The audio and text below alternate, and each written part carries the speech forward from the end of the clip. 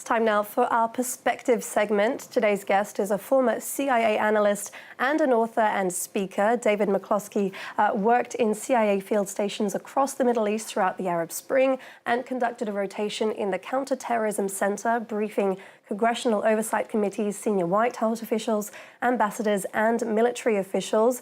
He's written several books, including Moscow X and Damascus Station. I have the French version of it in my hands. Thank you very much for being with us on France 24. Looking at your resume, some might think that, okay, this is perfect material for a spy novel, everything that you must have seen throughout your career. How much of that's true? It's not autobiographical, I will say. Much of it is true. So it is based on really the first few years of the Syrian civil war, which I covered when I was at the CIA. So I took many of the events that actually happened, put them into the novel from a geopolitical standpoint. Although all of the sort of character drama, it's all frankly made up. It's fiction, right? It's a good story, but it does take place in the backdrop of this very real kind of geopolitical setting in Syria. But did you go through your career thinking in mind, wow, what I'm experiencing right now is crazy, it's the stuff of novels and movies, or how much of it was boring, bureaucratic things? I think, working on that topic at the CIA, there were always points where I thought it could make interesting material for a novel, although when I was actually working at the CIA, I never thought I would actually write a novel. I did not sort of go through that experience consciously, writing things down, thinking it would be good material. That all happened really after I left, when I started to write and kind of work through the process of having experienced the civil war in Syria and worked on it. The bureaucratic stuff, though, to your point is, I did consciously think a lot of that stuff would make for kind of a wonderful intelligence procedural, and really tried to work as much of that as possible into the book. Okay, well, tell us a little bit about what happens in Damascus Station. A CIA agent travels to Paris to recruit somebody from the Syrian royalty, Syrian palace, then falls into a forbidden relationship. Tell us a little bit about that. Yeah, absolutely. So the protagonist of this novel is a guy named Sam Joseph, who is a CIA case officer. He really tries to recruit this Syrian woman named Miriam Haddad, who works inside the presidential palace. He does. A lot of that happens, to your point, in Paris. They go into Syria to hunt down the killer of another CIA case officer, and in so doing, really come face to face with kind of this forbidden relationship that they've developed. As you note, he's breaking some real rules in having a romantic relationship with his asset. They also come face to face with this fairly brutal, but also very interesting pair of Syrian brothers who are guarding a very dark secret at the heart of the Syrian regime. So it's a spy novel, of course. I try to get the tradecraft right, the operations right, but it's also, I hope, a love story and a book about what it means to be human in the middle of a very inhuman conflict.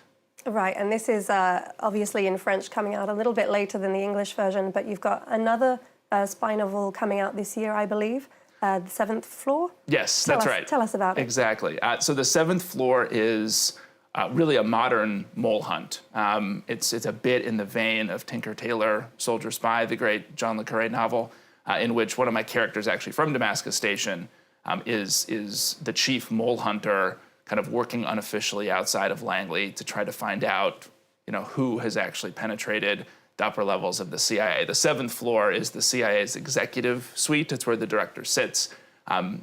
Many of this character, her name's Artemis Proctor. Her best friends and sort of most cherished enemies are working there at this point, and so she has to investigate these people to determine who is, in fact, working for the Russians. Right, and this novel takes obviously it's not set in Syria, it's not set in the Middle East. Do you have any other experience in other countries with your time in the CIA? So I worked extensively throughout the Middle East when I was at CIA, but I did not, for example, my second novel in the States is called Moscow X. I did not have any experience working on Russia, so I had to recruit a lot of former CIA officers who did to help, did a ton of research, but I worked extensively at Langley too. So for the Seventh Floor, that was a little bit a bit of a lighter lift to do the research for that, because I had worked at headquarters in addition to working in the Middle East. Right, so obviously trying to make it as authentic as possible. Right. But how did you make the switch from working in the CIA and the Counterterrorism Center to author? Well, it wasn't that easy, I would say. I mean, it wasn't, it's not sort of a natural, although we like to think there's a lot of former, spies writing. There actually aren't that many. I mean, I didn't take that leap immediately. I actually, when I left the CIA, I had another job lined up. I didn't know what I would, I don't even really know why I started doing this, but I just started to write. I think, Syria was a really profound and an emotional experience for me to watch that country that I had lived there, I had worked on it for so long, to see it just sort of drift into the state it's in now, to be completely shattered. It was really emotional. And so I just started to write about it. And I had no idea that I would ever publish anything. I mean, really, if you were to read the first drafts of whatever that thing was, I mean, it was atrocious. You sort of need a plot to have a good spy novel. This didn't have that. But I just enjoyed writing so much that I wanted to get back to it. And so I just kept going and eventually got to a point years later where I thought, I'm going to try to write something that other people might want to read and that I would want sort of on my nightstand. And Damascus Station is what came out of that process. All right, and getting your start in the CIA, I believe you got into that at quite a young age. I did. Yeah. Tell us a little bit about how that came about. So they recruited at my undergrad at university.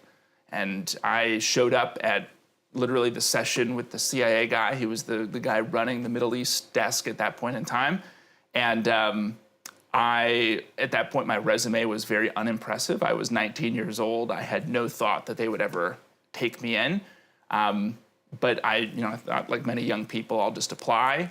And I did. It turns out if you're 19, it's a little easier to pass a polygraph than if you're 22 or 23. So I got through that process and ended up literally working on the Syria desk to start. So it was this very kind of natural thing of like them showing up at school and recruiting and me thinking, I want to know how the world works. I want to see how the inside of a spy agency works. That sounds pretty cool. I mean, it was no more sort of profound than that, but I'm so glad that I took that plunge. Well, exactly. I mean, how was it to work inside of a spy agency? Yeah. Well, it was a great experience. I mean, I think the way I would describe it for most people, I think we sort of come at the CIA from the lens of maybe conspiracy theories or Hollywood or some combination of both. The best way I can think of to describe the CIA to someone is it's a uniquely bipolar institution. So on the one hand, it's doing extremely interesting things, high stakes things. On the other hand, it's a massive government bureaucracy, and both of those things are happening all at once. So you have really amazing operations that you're part of, really amazing tech that you see, stuff that even puts spy novels to shame. But then on the other side, and I literally include this anecdote in the book because it happened to me.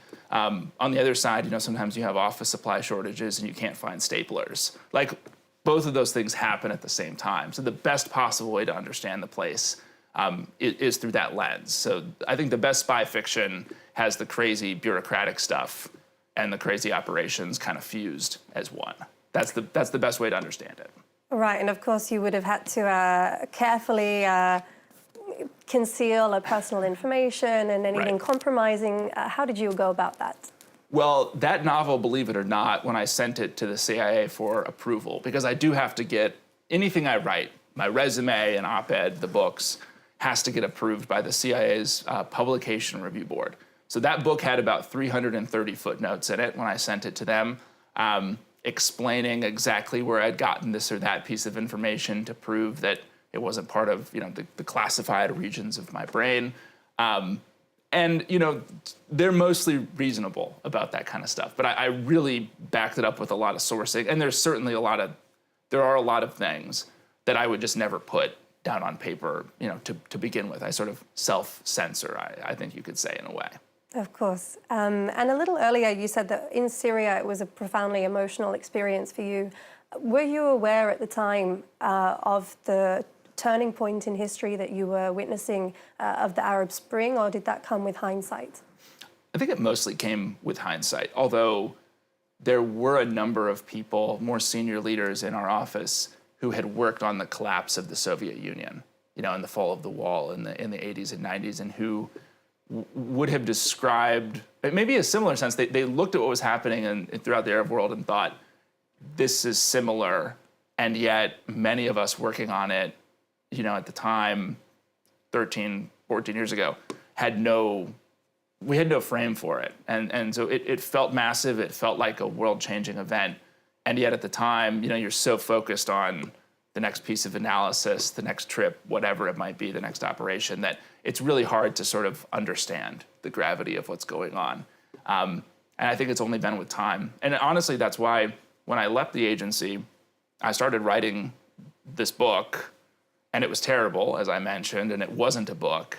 And it only, you know, I had to kind of put it away for about 5 years and then come back to it to be able to turn it into a story. And I think I needed that distance, that space and time, not only to kind of process further emotionally what had happened and to have some objectivity, but to even understand it, you know, at kind of its most basic sense. Well, very interesting stuff. It certainly makes for a very interesting book. Damascus Station is out in French. Mission Damas. Thank you very much, David McCloskey, for being with us on The World Today on France 24. Thank you for having me.